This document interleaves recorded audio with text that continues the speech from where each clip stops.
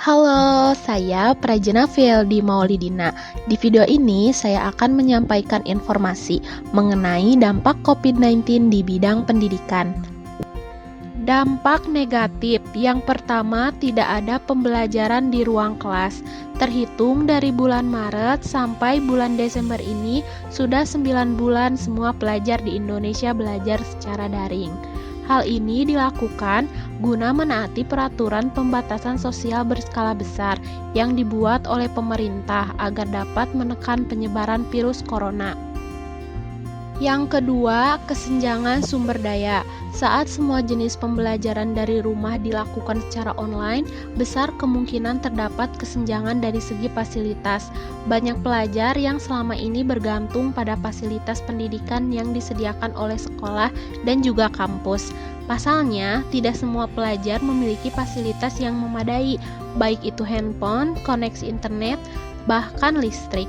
Apalagi pelajar yang tertinggal di daerah 3T, terdepan, terpencil, terluar, sulit mendapatkan fasilitas pendukung pembelajaran online. Yang ketiga, proses belajar terasa lebih berat. Pelajar merasa bahwa pembelajaran dari rumah terasa lebih berat dari sebelumnya.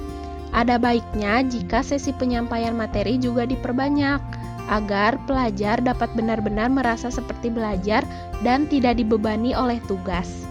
Selanjutnya, dampak positif.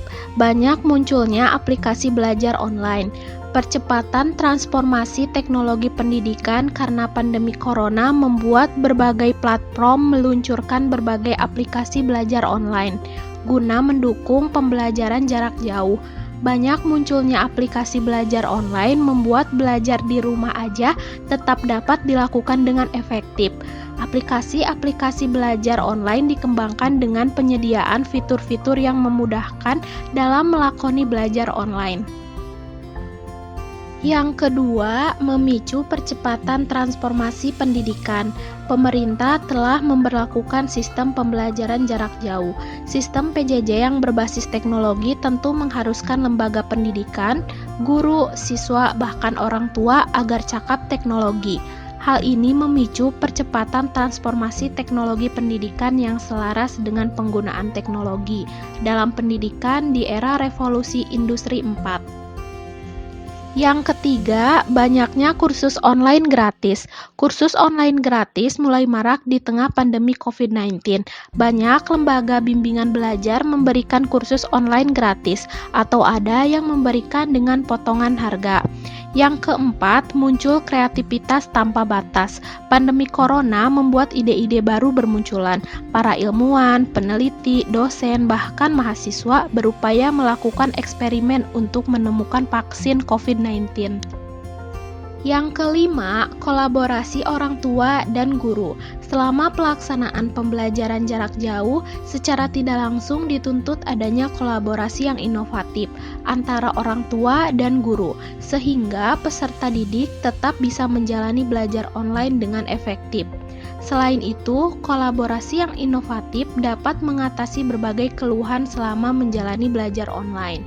Ini akan memberikan dampak positif bagi dunia pendidikan, baik di masa kini maupun di masa mendatang.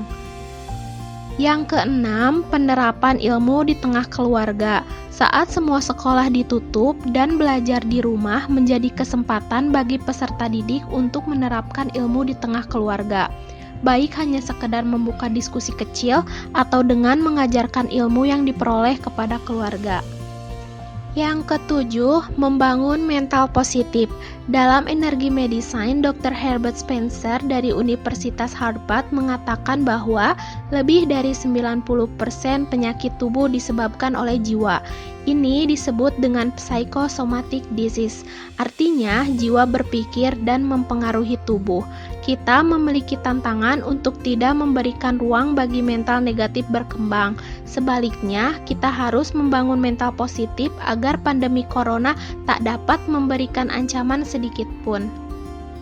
Itu tadi beberapa dampak COVID-19 di bidang pendidikan.